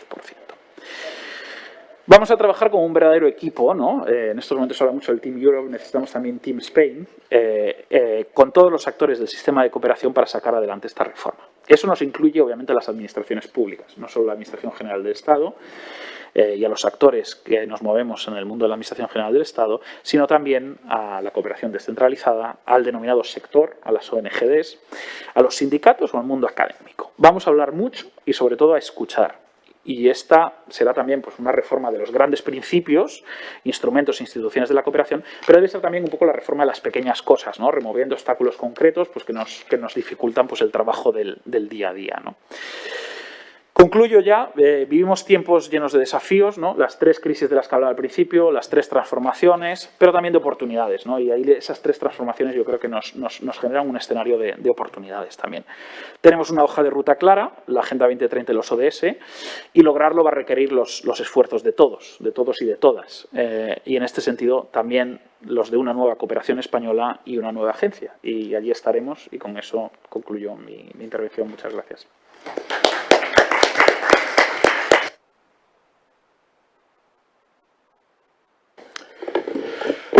Pues muchas gracias, Antón, por esta espléndida intervención, ¿no? Yo resaltaría algunos elementos que creo que pueden dar paso al debate, al coloquio, ¿no? Y a las preguntas de quienes hoy nos acompañan, ¿no? Y me gustaría recordar que esa primera caracterización que has hecho de la crisis, habíamos también insistido en ello, como coyuntura crítica, es decir, como un momento, ¿no?, en el que, más allá de su impacto, has utilizado en varias ocasiones la expresión van a ser años decisivos, ¿no? Porque tenemos esa conciencia de que la forma en la que enfrentemos la pandemia y la recuperación, pues van a definir nuestro futuro, el de las siguientes generaciones, por muchos años, ¿no? Entonces, coyuntura crítica, carácter transformador de las respuestas, otro elemento que has insistido. Muy interesante también las interconexiones que has establecido entre las distintas dimensiones de esa recuperación, ¿no? Y casi incluso revisando el título del curso, en fin, podríamos decir, ¿no?, una transición digital, ambiental, económica, pero el elemento social en realidad no es una dimensión separada, sino que es un elemento transversal a todas ellas, ¿no? Quizás, bueno, de hecho vamos a tener la oportunidad de discutir también el concepto de transición justa, ¿no?, que en cierta forma resume este elemento transversal. Bueno, muy interesante además cómo has aterrizado también todas este diagnóstico, pues, a la situación en particular de América Latina, en términos del impacto diferenciado, ¿no?, de sus particulares condicionantes, de un escaso margen fiscal, riesgo también de crisis de endeudamiento, menor capacidad de financiación externa, sus particulares retos en materia de vacunación, y en el ámbito institucional, porque efectivamente la pandemia golpea una región donde ya había niveles de desconfianza, de desafección hacia los sistemas democráticos, que no es un problema solo de América Latina, pero que, digamos, afecta particularmente a la región. Por lo tanto, una región que tiene que abordar esas transformaciones con retos de productividad, equidad, instituciones y a medio ambiente, por citar esas 4 trampas del desarrollo sobre las que habéis trabajado en la OCDE, pues mucho más imperativos. Bueno, y la última dimensión que yo quisiera resaltar es lo que representa esta crisis en términos de transformación del sistema de cooperación en el ámbito global y en particular para la cooperación española, ¿no? Has destacado que una idea muy interesante, que quizás hacía tiempo que no teníamos el alineamiento que hoy se observa entre intereses y valores, es decir, que entre la solidaridad que anima la cooperación internacional, pero también esa idea de que en un mundo interdependiente y de retos compartidos, ¿no? El interés propio es el interés de todos, el interés colectivo, y que es un falso dilema, ¿no? Plantearlo en términos excluyentes, ¿no? Y en ese contexto, desde luego, si ya era un imperativo la reforma de la cooperación española, pues lo es aún más, ¿no? Porque efectivamente hay que estar a la altura de ese reto, ¿no? Y efectivamente, esto lo añado yo, ¿no? Es decir, los recortes, el desmantelamiento, ¿no? Creo que no es una expresión exagerada que se vivió a partir de 2012 en la cooperación española, pues hay un imperativo de revertirlo a través de una reforma ambiciosa y que haga la cooperación española de la cooperación española una cooperación eficaz, una cooperación con la financiación requerida y sobre todo que le permita ser, también me interesa destacar este elemento que ha señalado, que le permita ser un eje transversal de la política exterior, ¿no? Es decir, que la política exterior y la política de cooperación han de estar integradas en ese sentido, ¿no? Bueno, hay aquí desde luego unos retos desafiantes, unos desafíos verdaderamente relevantes, ¿no? Y recojo aquí en nombre propio y también de la Fundación Carolina, pues ese llamado que has hecho pues, a trabajar en un Team Spain, como sistema, ¿no? De una manera mucho más coordinada e integrada, ¿no? Desde luego, como Fundación Carolina, pues estaremos ahí para lo que sea necesario. Bueno, muchos elementos, desde luego, yo creo que tenemos un buen punto de partida para el espacio de preguntas, de diálogo, y abrimos, por lo tanto, ese espacio. No sé si tenemos ya el micrófono inalámbrico, le vamos a pedir a Fran que nos eche una mano, y tiene en primer lugar la palabra el profesor Sergio Tezanos de la Universidad de Cantabria, que aprovecho para presentar porque va a intervenir esta tarde en la mesa. Muchas gracias, José Antonio. Bueno, muchas gracias, Antón. La verdad es que me ha gustado mucho escucharte. Ha sido un resumen muy claro y muy ambicioso, ¿no?, de lo que os proponéis hacer en la ECID y me parecen todo muy buenas intenciones. Ojalá tengáis mucho éxito en cumplirlas. Quería que nos dieses un poco más de información sobre uno de los temas que has mencionado muy de soslayo, que es el de la economía circular. La economía circular, sabéis que es uno de los temas quizás más en boga actualmente. Es un tema que, de alguna manera, se cubre parcialmente en la agenda ODS, pero que tiene mucho más potencial. La Unión Europea lleva años tratando de que todos los países miembros de la Unión Europea tengan un plan de circularidad económica. España tiene ya un plan, que es la España Circular 2030, ¿no? Se alinea en los plazos con la agenda ODS. Pero todavía estamos muy retrasados en la generación de un plan concreto de medidas que nos permita incrementar la circularidad. Digo que esta iniciativa tiene un enorme potencial para España, pero sobre todo para el mundo, porque la circularidad de la economía es precisamente lo que nos permitiría aminorar enormemente la crisis medioambiental y climática. El tema es muy complejo y muy amplio, yo llevo un tiempo estudiando sobre él, no quiero extenderme, pero lo que nos dicen los especialistas, y en España tenemos la suerte de contar con uno de ellos, que es el profesor Luis Jiménez Herrero, profesor de la Complutense, es que la circularidad es una utopía, ¿no? Porque sabemos que el modelo lineal consiste en producir, consumir, tirar. Y la circularidad lo que pretende es eliminar completamente los residuos, es decir, que todo sea reciclable y reutilizable. Sabemos que eso es imposible porque hay una cosa que se llama la segunda ley de la termodinámica, la ley de la entropía, que supone que en las cosas, la energía, la materia no solo se transforma, sino que además se degrada. Con lo cual no podemos estar constantemente reutilizando los mismos recursos. Es decir, estamos condenados a producir. Y las estadísticas son muy alarmantes porque en la Unión Europea los últimos datos disponibles nos dicen que cada persona, es decir, cada uno de los que estamos aquí, consumimos 15 toneladas de recursos al año. y generamos 4,5 toneladas de recursos. Claro, la situación en América Latina es muchísimo más alarmante. Y yo creo que ahí hay un ámbito muy interesante para la cooperación, en el que, lógicamente, nosotros vamos a ir aprendiendo de la mano, porque tenemos mucho que avanzar en la circularidad de la economía, pero que tenemos también mucho que aportar. Por lo tanto, querría saber si hay planes en esta materia para la cooperación de los próximos años.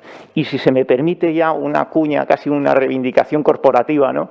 Me llama la atención que en muchas de estas charlas pues, todos reconocemos que estamos casi agobiados, ¿no?, con la intensidad de los cambios, ¿no? Estas tres transiciones son difícilmente comprensibles.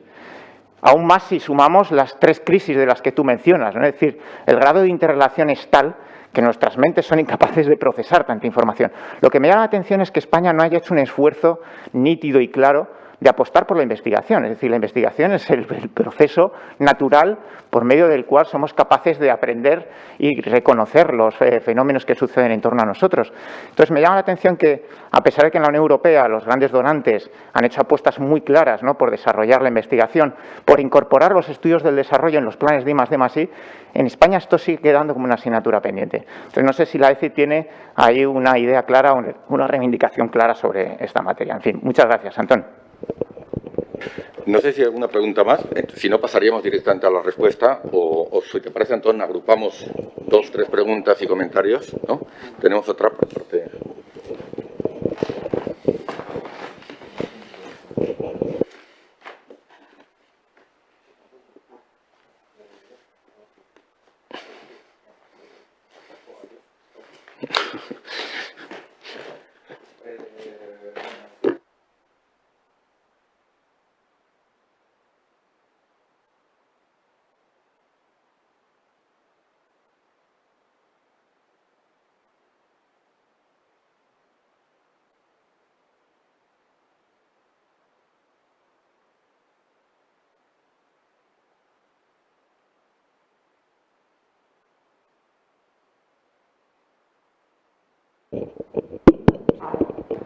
Hola, sí, ahora se me escucha, ¿no? Sí.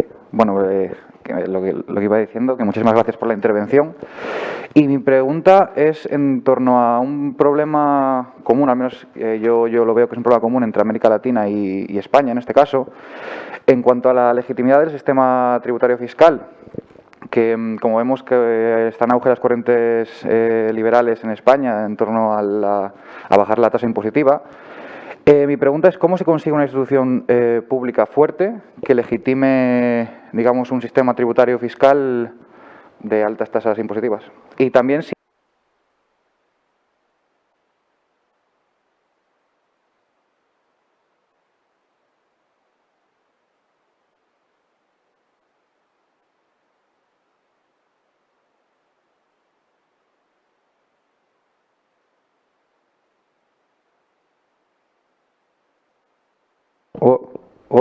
Ahora. Bueno, lo repito.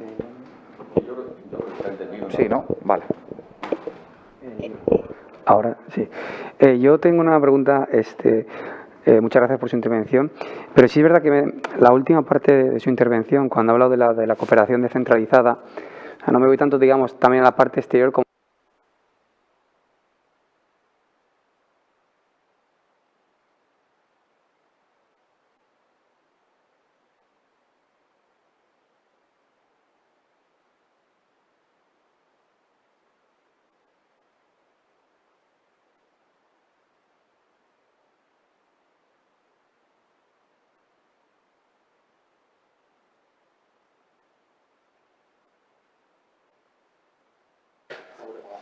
Sí, bueno, mientras vamos, si os parece ya, yo creo que ya hay bastante materia, ¿no?, para que el director pueda responder. Bueno, muchas gracias. Las preguntas muy interesantes, muy difíciles, con lo cual, efectivamente, muy interesantes. Y, bueno, os animo también a otros a intervenir, en fin, que generemos aquí un pequeño debate, ¿no? Sergio, primero, el tema de la economía circular. Absolutamente de acuerdo contigo. Esta cuestión de la economía circular no es solo una cuestión de impacto medioambiental, que también. es un instrumento de política económica también para mejorar la eficiencia.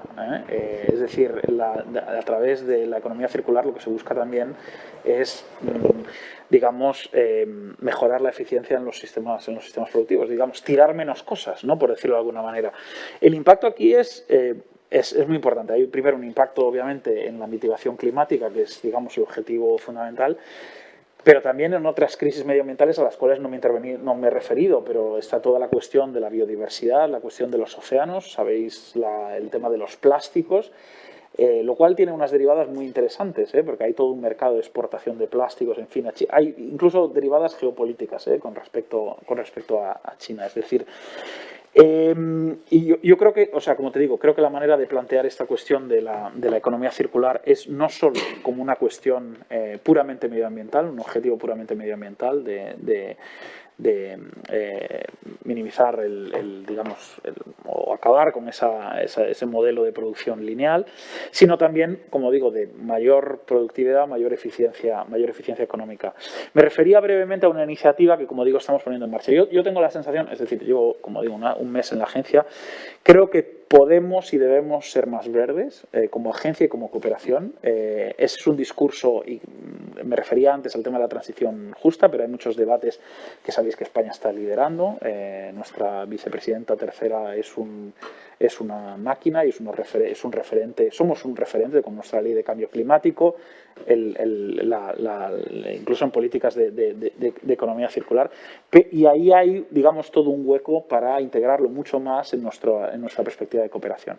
Uno de los elementos de la reforma, como os comentaba, es la cuestión de la cooperación financiera. Hay unas necesidades enormes, lo sabéis, de financiación en los países en desarrollo para lograr los objetivos los planes a largo plazo y los llamados NDCs que los países se han dado para alcanzar los objetivos climáticos. Y la cuestión de la financiación verde y sostenible es absolutamente fundamental, ¿no? Por eso, entonces, digamos, está este fondo que tiene un tamaño muy modesto en estos momentos en la agencia, pero que pensamos escalar, ¿no? Y como digo, la cuestión de soluciones basadas en la economía circular, la reutilización, el reciclaje, etcétera, va a ser prioritaria, ¿no? El tema de la investigación, bueno, estoy completamente de acuerdo contigo. O sea, yo creo que dentro de los actores y de una de las cuestiones que tenemos que integrar mucho más en el sistema de cooperación es no tener esa separación, digamos, tan drástica y radical entre la gente que practica el desarrollo y la gente que investiga sobre desarrollo, ¿no? En ese sentido, uno de los actores claves en la formulación de las políticas, pero también en la evaluación, y por ejemplo, en evaluación es un tema, una asignatura yo creo que tenemos también pendiente. Es curioso porque recuerdo cuando en un momento profesional anterior, cuando yo trabajaba en el Banco Mundial, España financió muchos proyectos de evaluación de impacto, y desarrollamos, tenemos que saberlo, hay muchos expertos españoles en evaluación de impacto, pero creo que nuestro sistema de cooperación todavía no ha puesto el énfasis necesario en estas cuestiones de evaluación. Ese es un ámbito, ¿no? Pero hay muchos más donde tiene que haber una conexión mucho mayor entre los que estamos definiendo y ejecutando las políticas y ese ecosistema, digamos, de conocimiento, ¿no? En fin, algunos estáis sentados en esta mesa con los que tenemos que trabajar mucho más estrechamente. En general, la cuestión de la investigación es un tema, digamos, bastante más amplio, ¿no? Digamos, trabajar con los ecosistemas de investigación y de innovación en la región. Nosotros tenemos unos centros de formación, en concreto por hablar de América Latina, en donde, digamos, tenemos unos planes de dinamizarlos y de abrirlos y de hacerlos mucho más innovadores y también compartir espacios, pues, no solo con los actores, digamos, políticos, los funcionarios, las administraciones públicas de la región, sino también, pues, los cerebros, ¿no? y el mundo, pues, académico y de la investigación.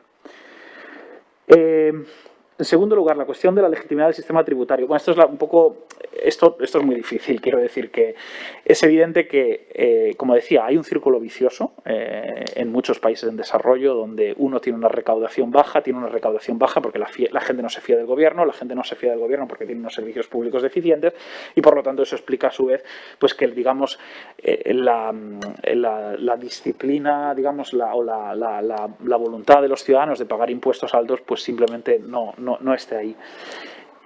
Como digo, yo creo que hay un acicate a nivel internacional en el que pagar pocos impuestos, yo creo que esta crisis nos genera una ventana de oportunidad en el que pagar pocos impuestos, tener estados débiles, tener servicios públicos débiles, lo pagamos.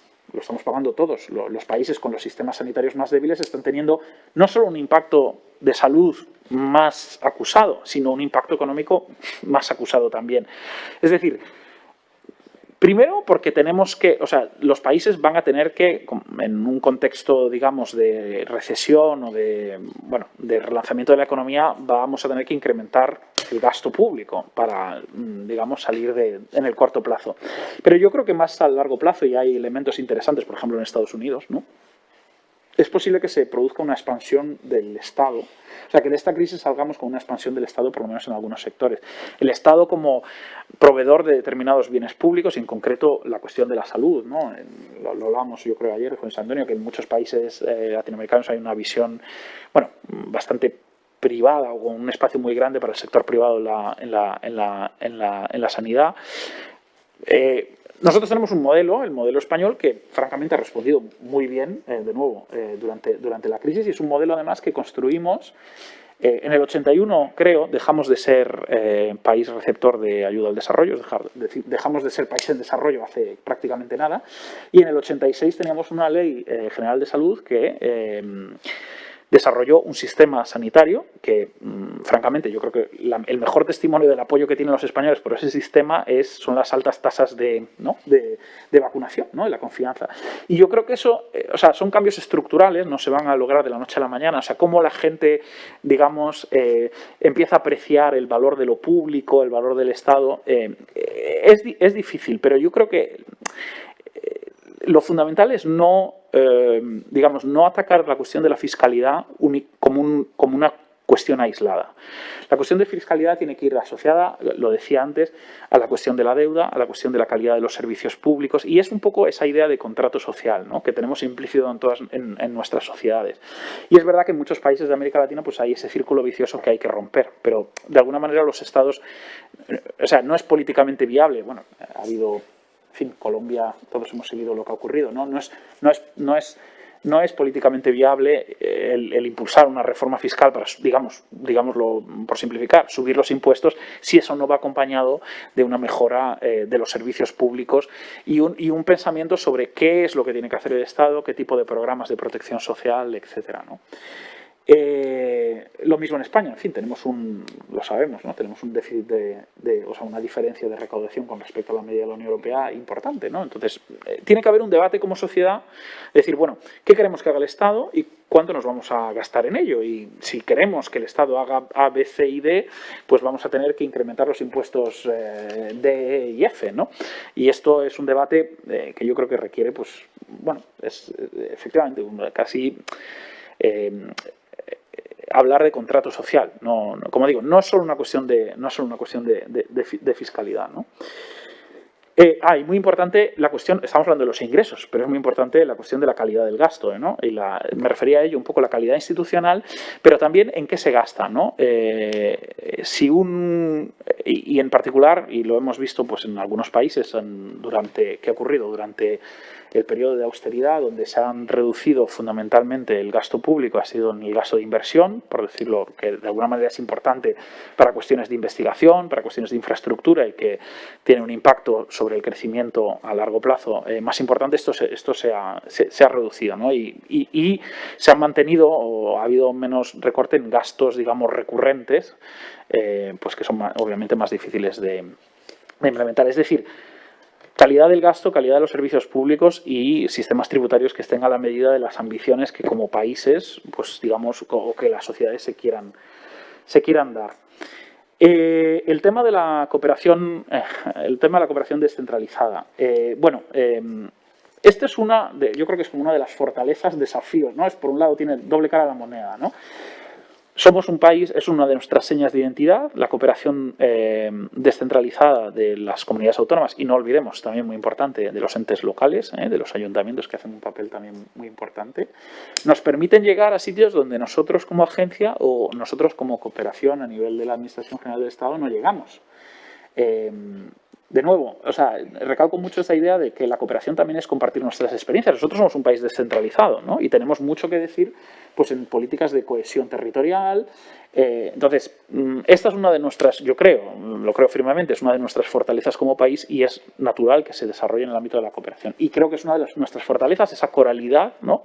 De decir, bueno, hay una administración del Estado, una agencia, en fin, la FIAB, la Carolina, nosotros hacemos nuestro trabajo, pero también hay una serie de actores pues, que en el ejercicio de su autonomía, y creo que me decías que hay disparidades, bueno, eso es la autonomía también, es decir, lo que queremos, lo que a la comunidad autónoma pues tiene que fijar sus propios objetivos. Hay comunidades autónomas que les interesa más un tema u otro.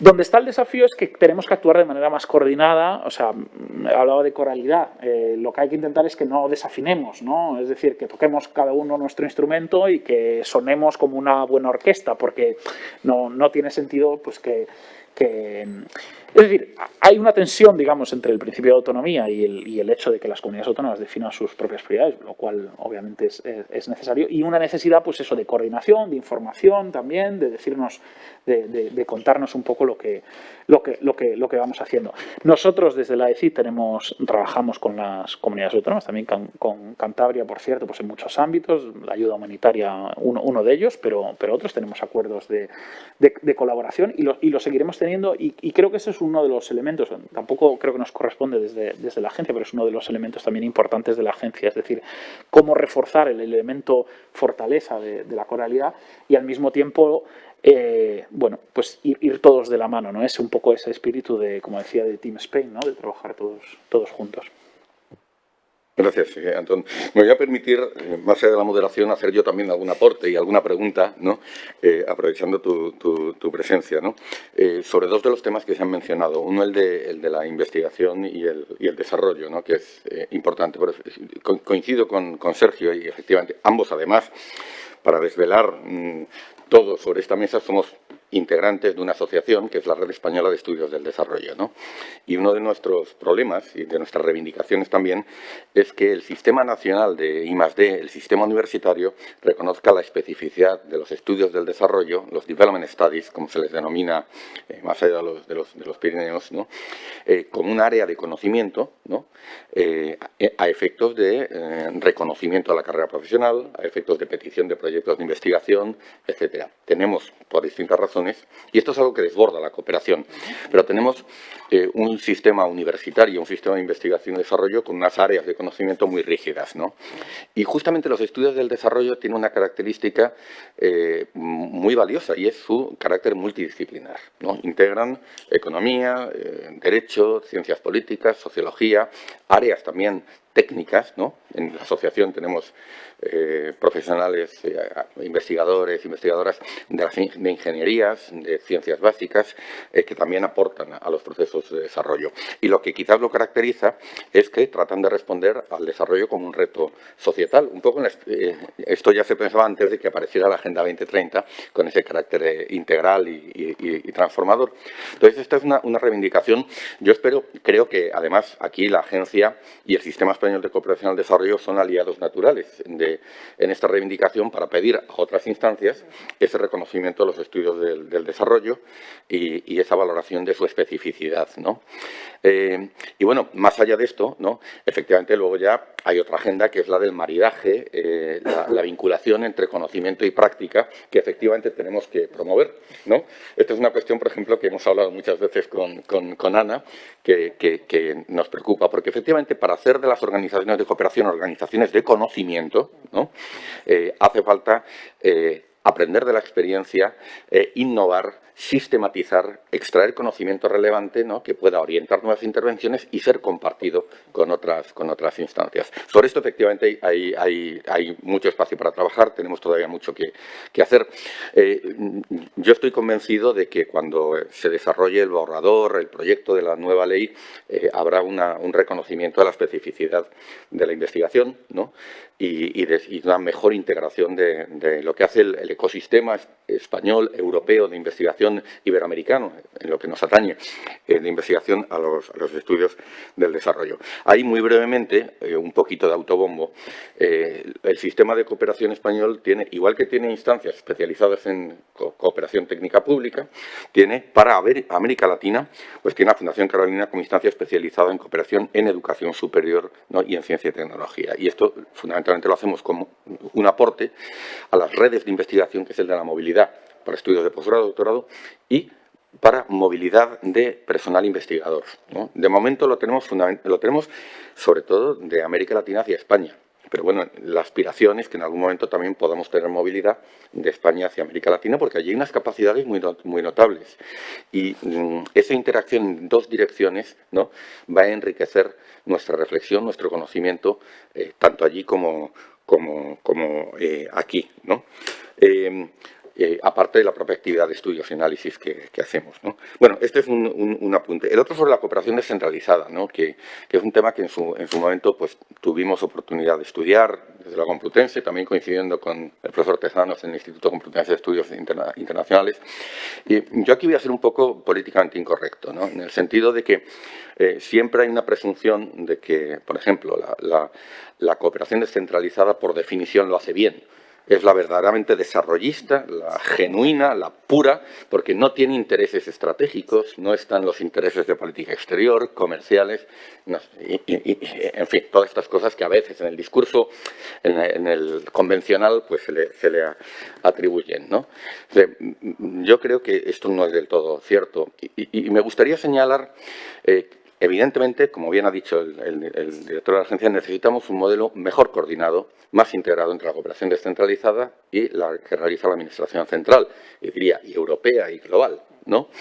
Entonces, esto claramente es un imperativo. Ahora, y esto no debe, esa necesidad de coordinación, por supuesto, no tiene que suponer, no tiene que ir en menoscabo de la autonomía que se reconoce a sus actores y del reconocimiento de la enorme riqueza que hay en su diversidad, porque las comunidades autónomas entienden los procesos de desarrollo de una manera distinta y, sobre todo, aportan una dimensión que es también importante en este curso, por eso lo estamos haciendo en colaboración con el Gobierno de Cantabria, que es la especificidad de lo territorial, ¿no?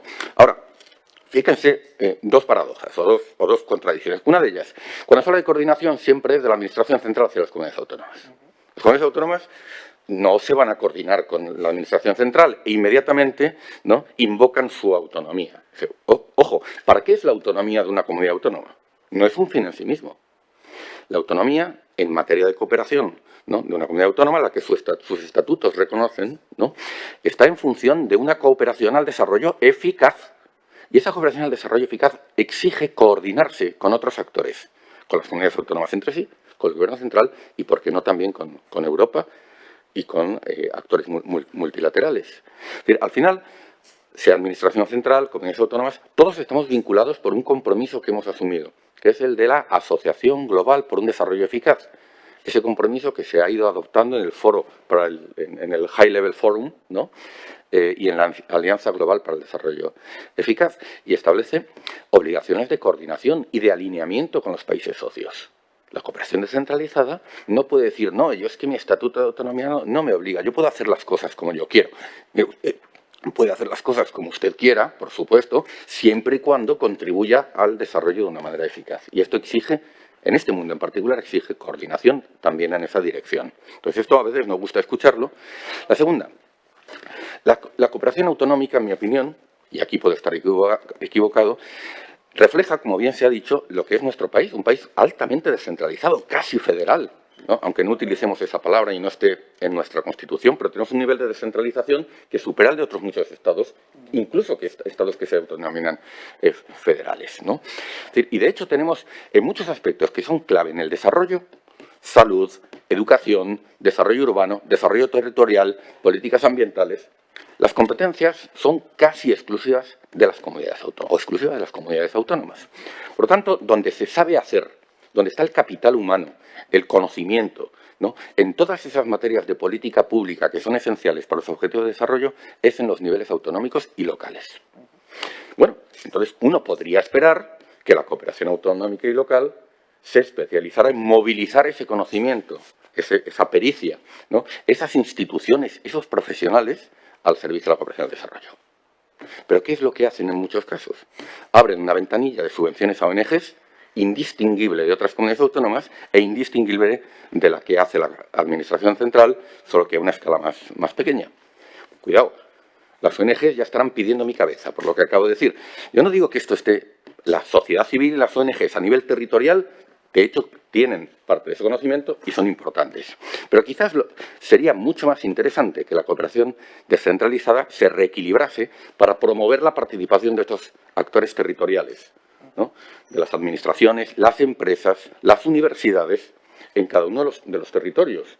Y esto es algo que hoy se hace bastante poco, ¿no? Entonces yo aquí ya hago un llamamiento, ¿no?, a que la cooperación descentralizada se piense a sí misma, haga el mismo ejercicio de reflexión que a veces le pide a la Administración central, ¿no?, y que se mire críticamente y que se pregunte qué es lo que estamos haciendo, dónde está el valor añadido realmente que aportamos a la cooperación al desarrollo, ¿no? Porque quizás no pasa por, lo vemos en muchas comunidades autónomas, den más o menos dinero, que el 80, el 90% de los fondos se destinan a una ventanilla de...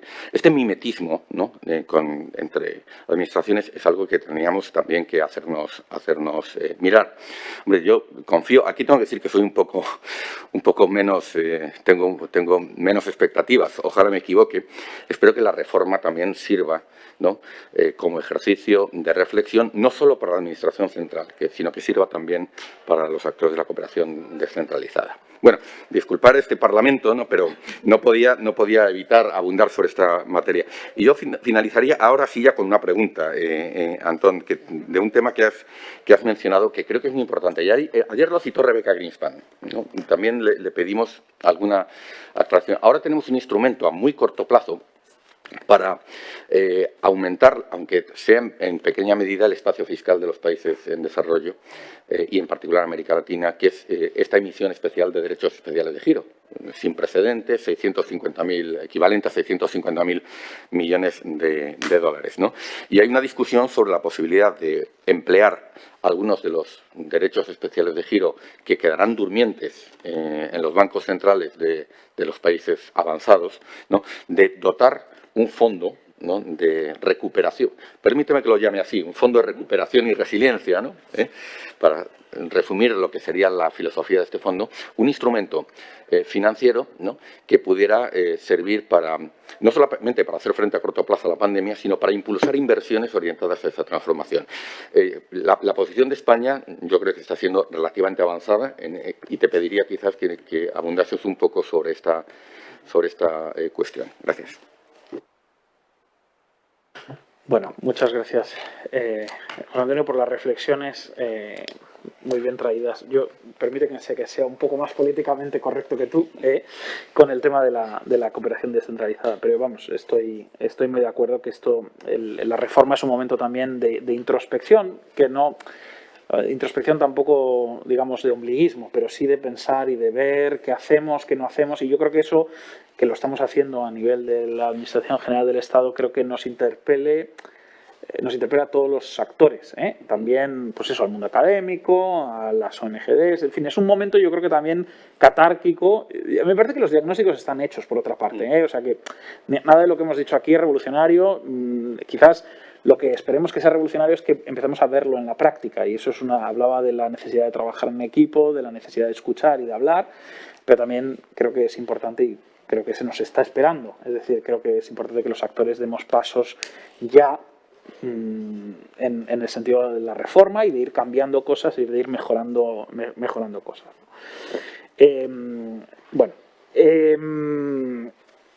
Con el tema de los derechos especiales de giro y tal, bueno, esto yo creo que es un logro muy, muy importante.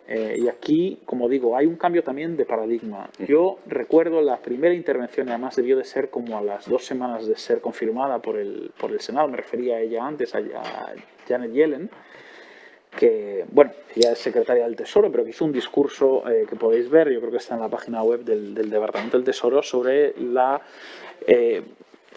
en realidad se metía bastante en el portafolio, en el ámbito de Anthony Blinken, porque es un discurso completamente de política exterior, de posicionamiento de Estados Unidos en el mundo, pero claramente anticipando esto.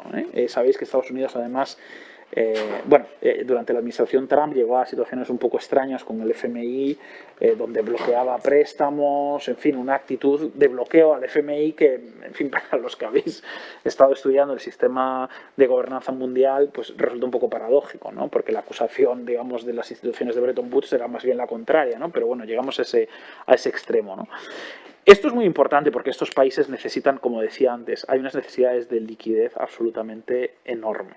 las va a haber, las hay en el momento, digamos, de la crisis, pero las va a haber a lo largo de los próximos años, porque va a haber una especie de, ¿no?, lo que se dice en inglés, de debt overhang, que va a durar, ¿no? Y esto es fundamental. Entonces, es muy importante que parte de esos bueno, obviamente los países en desarrollo reciben, ¿no?, son beneficiarios directos de estos, ¿no?, de la mayor liquidez a través de los derechos especiales de giro, pero es verdad que el resto tenemos que ver qué hacemos, ¿no?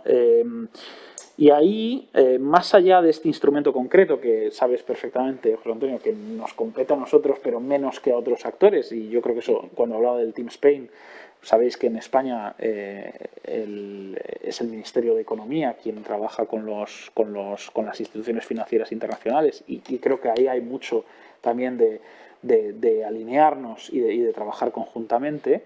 Yo creo que esta iniciativa, si me preguntas por mi opinión, me parece estupenda y creo que es una cosa que merece ser explorada en detalles. Pero yo creo que hay una reflexión un poco más amplia de decir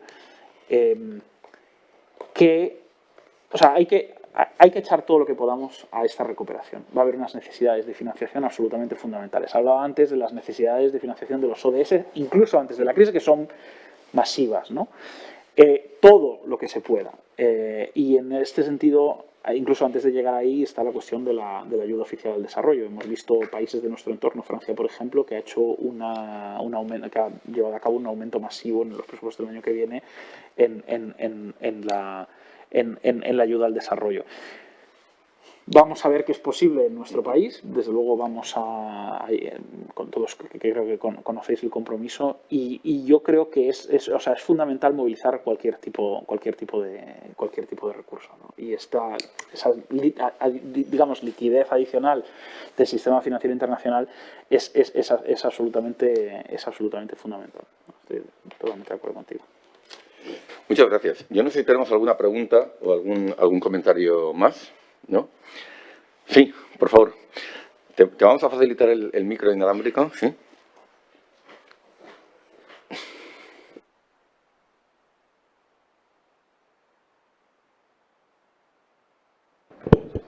Ahora. Bueno, primero daros las gracias, Antón, por estar hoy aquí y darte la enhorabuena por tu cargo. Y desearte los mejores de los aciertos, porque tus aciertos serán también los nuestros. Y sobre ese debate que se ha abierto sobre la cooperación descentralizada, que es un poco mi cometido, ¿no?, la pregunta que ha hecho el compañero de la Oficina de Proyectos Europeos, David, sobre la cooperación descentralizada.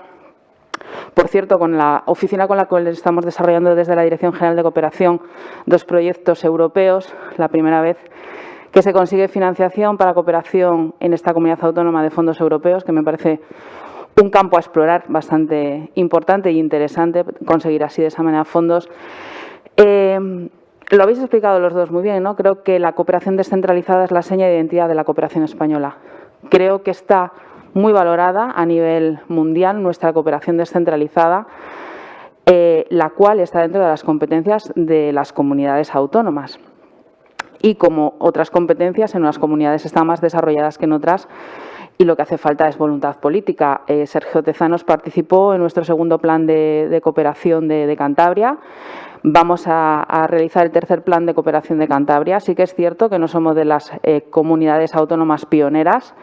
Hemos empezado más tarde a realizar políticas de cooperación aquí en Cantabria, pero estamos intentando recuperar y poner en la agenda política la cooperación.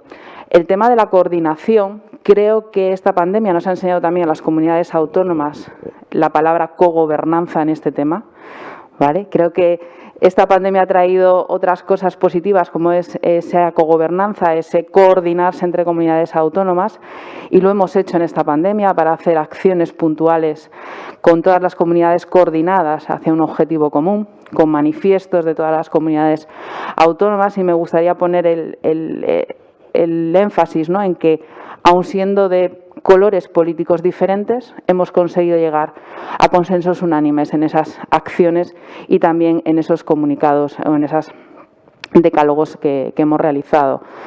Creo que es una política a conservar, una política a engrandecer, y y creo que esa podría ser también una marca España, ¿no? La política descentralizada de cooperación creo que es marca España y creo que tenemos que potenciarla y defenderla y desarrollarla en las comunidades autónomas como una política palanca. Creo que la Agenda 2030 también nos da a las políticas de cooperación esa pequeña ventana para que en las comunidades, de la mano de la Agenda 2030, podamos desarrollar más políticas de cooperación donde se incluyan lo que habéis estado hablando ahora, ¿no? El cambio climático, la economía circular, desde la perspectiva de la cooperación, que creo que son otros ámbitos también a tener en cuenta. La economía solidaria es una nueva vía que estamos explorando desde el Gobierno de Cantabria, desde la Dirección General de Cooperación.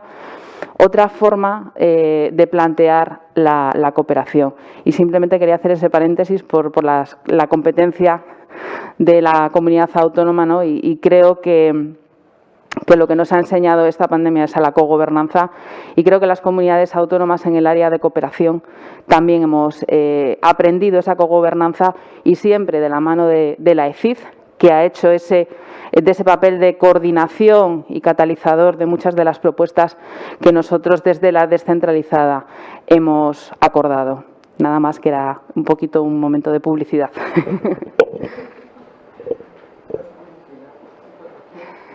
Bueno, pues muchísimas gracias a todas, a todos por las preguntas, los comentarios.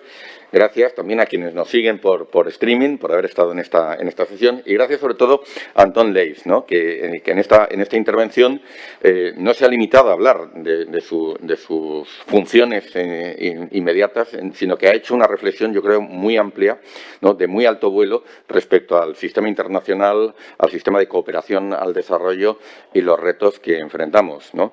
Y también ha incidido, como decíamos antes, en esa toma de conciencia del momento crítico en el que nos encontramos, ¿no? De que las decisiones que adoptemos en este momento, en este próximo año, pues van a tener, desde luego, una larga estela en los años venideros. Bueno, pido de nuevo una ovación, un aplauso para su intervención.